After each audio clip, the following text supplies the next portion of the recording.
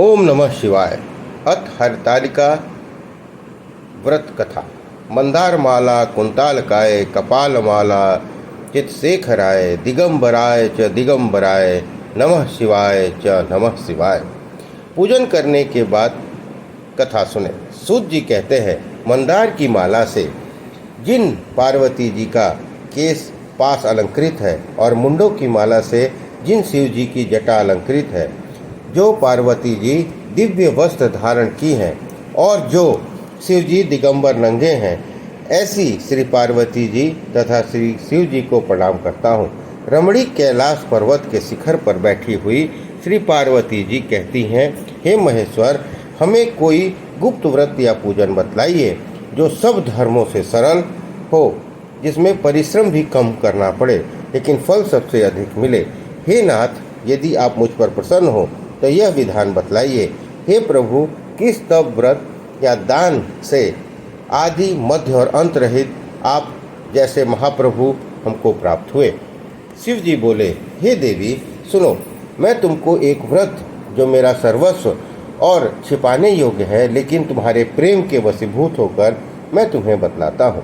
शिव जी ने कहा, भारतवर्ष में जैसे नक्षत्रों में चंद्रमा, ग्रहों में सूर्य, वर्णों में ब्राह्मण, देवताओं में विष्णु भगवान, नदियों में गंगा, पुराणों में महाभारत, वेदों में सामवेद और इंद्रियों में मन श्रेष्ठ है, सब पुराणों और वेदों का सर्वस्व जिस तरह कहा गया है, मैं तुम्हें एक प्राचीन व्रत बतलाता हूँ। एकाग्र मन से सुनो।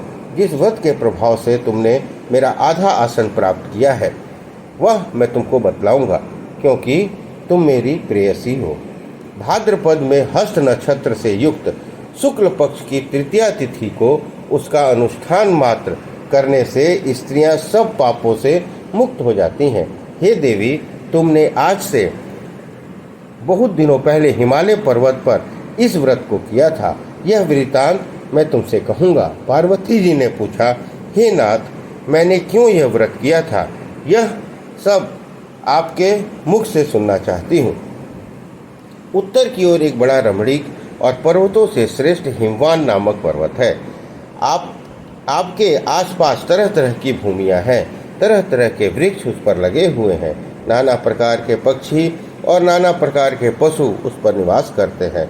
वहाँ पहुंचकर गंधर्वों के साथ बहुत से देवता, सिद्ध, चारण, पक्षीगण सर्वदा प्रसन्न मन से विचरते हैं। वहाँ पहुंचकर गंधर्व गाते हैं, अप्सराएं नाचती हैं। उस पर्वतराज के कितने ही शिखर ऐसे हैं कि जिसमें स्फटिक, रत्न और वैदुर्यमणि आदि की खानें भरी हैं। वह पर्वत ऊंचा तो इतना अधिक है कि मित्र के घर की तरह समझकर आकाश का स्पर्श किए रहता है। उसके समस्त शिखर सदैव हिम बर्फ से आच्छादित रहते हैं और गंगा जल की ध्वनि सदा सुनाई देती रहती है। हे पार्वती, तुमने बाल्यकाल में उसी पर्वत पर तपस्या की थी। 12 वर्षों तक तुम उल्टी टंग कर केवल धुआं पीकर रही। 64 वर्षों तक सूखे पत्ते खाकर रही।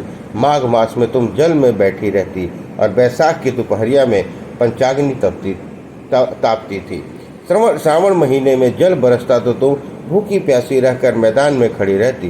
तुम्हारे पिता इस तरह के कष्ट सहन को देखकर बड़े दुखी हुए। वे चिंता में पड़ गए कि मैं अपनी कन्या किसको दूं।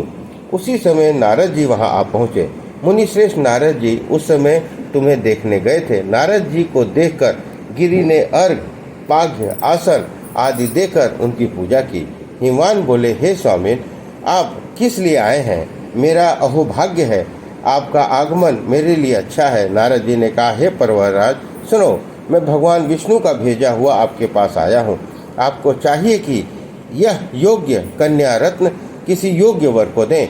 भगवान विष्णु के समान यज्ञ योग्य वर ब्रह्मा, इंद्र, शिव इनमें से कोई नहीं है। इसलिए मैं यही कहूँगा कि आप अपनी कन्या भगवान विष्णु को ही दें। हिमवान ने कहा, भगवान विष्णु स्वयं मेरी कन्या ले रहे हैं और आप ये संदेश लेकर आए हैं तो मैं उन्हें अपनी कन्या दूंगा। हिमवान की इतनी बात सुनकर मुनिराज नारद आकाश में विलीन हो गए। वे पीताम्बर, शंख, चक्र और गदाधारी भगवान विष्णु के पास पहुँचे। वहाँ हाथ जोड़कर नारद जी ने भगवान विष्णु से कहा, हे देव सुनिए, मैंने आपका विवाह पक्का कर दिया। उधर हिमवान ने पार्वती के पास जाकर कहा कि हे पुत्री, मैंने तुम्हें विष्णु भगवान को दे दिया। तब पिता की बात सुनकर तुम बिना उत्तर दिए ही अपनी सखी के घर चली गई। वहाँ जमीन पर पड़कर तुम बड़ी दुखी रोती हुई विलाप करने लगी। तुमको इस प्रकार विलाप करती हुई देखकर सखी बोली, तुम इतनी दुखी क्यों हो? इसका कारण बताओ। तुम्हारी जो कुछ इच्छा होगी मैं यथाशक्ति उसको पूरा करने की चेष्टा करूंगी, इसमें कोई संशय नहीं है। पार्वती बोली, मेरी जो कुछ अभिलाषा है तुम्हें कुछ प्रेम पूर्वक सुनो। मैं एकमात्र शिव जी को अपना पति बनाना चाहती हूँ, इसमें कुछ भी संशय नहीं है। मेरे इस विचार को पिताजी ने ठुकरा दिया है, इससे मैं अपने शरीर को त्याग दूंगी। पार्वती जी की इस बात को सुनकर सखियों ने कहा, शरीर का त्याग न करो, चलो किसी ऐसे वन में चलें जहाँ पिता को पता न चले। ऐसी सलाह पर तुम वैसे वन में जा पहुंची। उधर तुम्हारे पिता घर घर तुम्हें खोजने लगे। दूतों द्वारा भी खबर लेने लगे कि कौन देवता था या किन्नर मेरी पुत्री को हरण करके ले गया है। उन्होंने मन ही मन कहा, हे नारद जी, मैं नारद जी के आगे प्रतिज्ञा कर चुका हूँ कि अपनी पुत्री भगवान विष्णु को दूंगा। ऐसा सोचते सोचते हिमवान मूर्छित हो गए। गिरिराज को मूर्छित देख सब लोग हाहाकार करके दौड़ पड़े। जब होश आया तब सब पूछने लगे कि हे गिरिराज, आप अपनी मूर्छा का कारण बतलाइए। हिमवान बोले, आप लोग मेरे दुख का कारण सुने। न मालूम कौन मेरी कन्या को हरण कर ले गया है। ऐसा नहीं हुआ तो उसे किसी काले सांप ने काट लिया है या सिंह खा गए होंगे। हाय हाय, मेरी बेटी कहाँ गई? किसी दुष्ट ने मेरी पुत्री को मार डाला। ऐसा कहकर वे वायु के झोंके से कांपते हुए वृक्ष के समान कांपने लगे। इसके बाद हिमवान तुम्हें वन वन खोजने लगे। वह वन भी सिंह, भालू, हिंसक जंतुओं से बड़ा भयानक हो रहा था। तुम भी अपनी सखियों के साथ उस भयानक वन में चलती चलती एक ऐसी जगह पर पहुंची जहां एक नदी बह रही थी। उसके रमणीक तट पर एक बड़ी सी कंदरा थी। तुमने उसी कंदरा में आश्रम बना लिया और मेरी एक बालुकामयी प्रतिमा बनाकर अपनी सखियों के साथ निराहार रहकर मेरी आराधना करने लगी। जब भाद्रपद शुक्ल पक्ष की हस्तायुक्त तृतीया तिथि प्राप्त हुई तब तुमने मेरा विधिवत पूजन किया और रात भर जाकर गीत वाद्यादि से मुझे प्रसन्न करने में बिताया। उस व्रतराज के प्रभाव से मेरा आसन डगमगा उठा, जिससे मैं तत्काल उस स्थान पर जा पहुंचा जहां पर तुम अपनी सखियों के साथ रहती थी। वहां पहुंचकर मैंने तुमसे कहा कि मैं तुम पर प्रसन्न हूँ, बोलो क्या चाहती हो। तुमने कहा, मेरे देवता, यदि आप मेरे ऊपर प्रसन्न हैं तो मेरे पति बने। मेरे तथास्तु कहकर कैलाश की ओर वापस आने पर तुमने वह प्रतिमा नदी में प्रवाहित कर दी। सखियों के साथ उस उत्तम महाव्रत का पारायण किया। हिमवान भी तब तक उस वन में तुम्हें खोजते हुए आ पहुँचे। चारों दिशाओं में तुम्हारी खोज करते करते वे व्याकुल हो चुके थे, इसलिए तुम्हारे आश्रम के समीप पहुँचते ही गिर पड़े। थोड़ी देर बाद उन्होंने नदी तट पर दो कन्याओं को सोते हुए देखा। देखते ही उन्होंने तुम्हें छाती से लगा लिया और बिलख कर रोने लगे। फिर पूछा, पुत्री, तुम सिंह, व्याघ्र आदि जंतुओं से भरे इस वन में क्यों आ पहुँची? पार्वती ने उत्तर दिया, हे पिताजी, मैंने पहले ही अपने आप को शिव जी के हाथ सौंप दिया था। आपने मेरी बात टाल दी, इससे मैं यहाँ चली आई। हिमवान ने सांत्वना दी कि हे पुत्री, मैं तुम्हारी इच्छा के विरुद्ध कुछ न करूँगा। मैं तुम्हें अपने साथ लेकर घर आए और मेरे साथ तुम्हारा विवाह कर दिए। इसी से तुमने मेरा अर्धासन पाया है। तब से आज तक किसी के सामने मुझे यह व्रत प्रकट करने का अवसर नहीं प्राप्त हुआ है। हे देवी, मैं बताता हूँ कि इस व्रत को हरतालिका नाम क्यों पड़ा। तुमको सखियाँ हर ले गई थी, इसी से हरतालिका नामक नाम पड़ा। पार्वती जी ने कहा, हे प्रभु, आपने नाम तो बताया, अब इसकी विधि भी बताइए। इसका क्या पुण्य है और क्या फल है और ये व्रत कौन करे। श्री शिव जी पार्वती से कहते हैं, हे देवी, मैंने समस्त स्त्री जाति की भलाई के लिए यह उत्तम बतलाया है। जो स्त्री अपने सौभाग्य की रक्षा चाहती है वह यत्नपूर्वक इस व्रत को करे। केले के खंभे आदि से सुशोभित एक सुंदर मंडप बनावे, उसमें रंग बिरंग के रेशमी कपड़ों के चंदवा लगाकर चंदन आदि सुगंधित द्रव्यों से वो मंडप लिपवावे। फिर शंख भेरी मृदंग आदि बाजे बजाते हुए बहुत से लोग एकत्रित होकर तरह तरह के मंगलाचार करते हुए उस मंडप में पार्वती और शिव जी की प्रतिमा स्थापित करें। उस रोज दिन भर उपवास कर बहुत से सुगंधित फूल, सुगंध, मनोहर धूप, नाना प्रकार के नैवेद्य आदि एकत्र कर मेरी पूजा करें।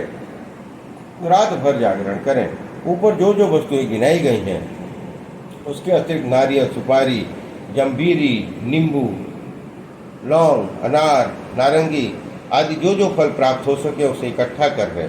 उस ऋतु में जो फल और फूल मिल सके विशेष रूप से रखें। इसके बाद धूप दीप आदि से पूजन कर प्रार्थना करें।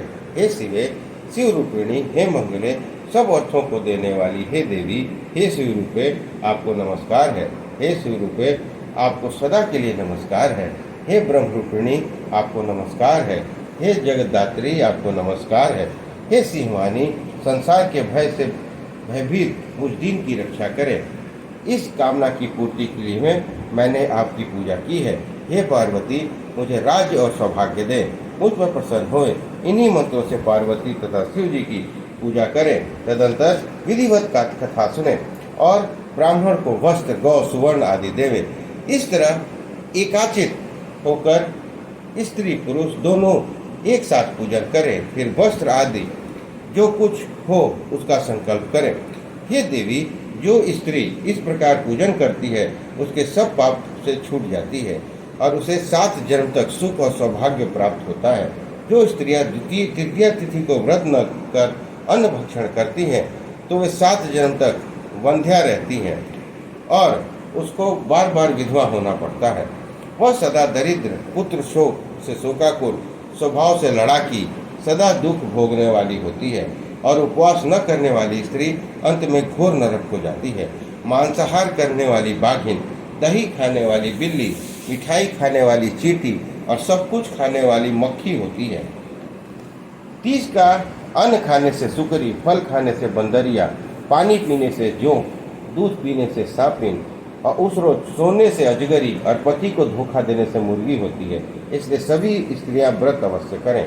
दूसरे दिन स्वर्ण, चांदी, तांबा अथवा बांस के पात्र में अन्न भरकर भगवान को दान दें और पारण करें। जो स्त्री इस प्रकार व्रत करती है वह मेरे समान पति पाती है और वह जब वो मरने लगती है तो तुम्हारे समान उसका रूप हो जाता है। उसे सब प्रकार से सांसारिक भोग, सायुज्य मुक्ति मिल जाती है। इस हरतालिका की व्रत कथा मात्र सुन लेने से प्राणी को 1000 अश्वमेध, सैकड़ों वाजपेय करने का फल प्राप्त होता है। हे देवी, मैंने यह सब व्रतों से उत्तम मत बतलाया है जिसके करने से प्राणी सब पापों से छूट जाता है। इसमें कुछ भी संचय नहीं है। इस प्रकार हरतालिका तीज व्रत कथा समाप्त हुई। बोलिए शंकर भगवान की जय, पार्वती मैया की जय।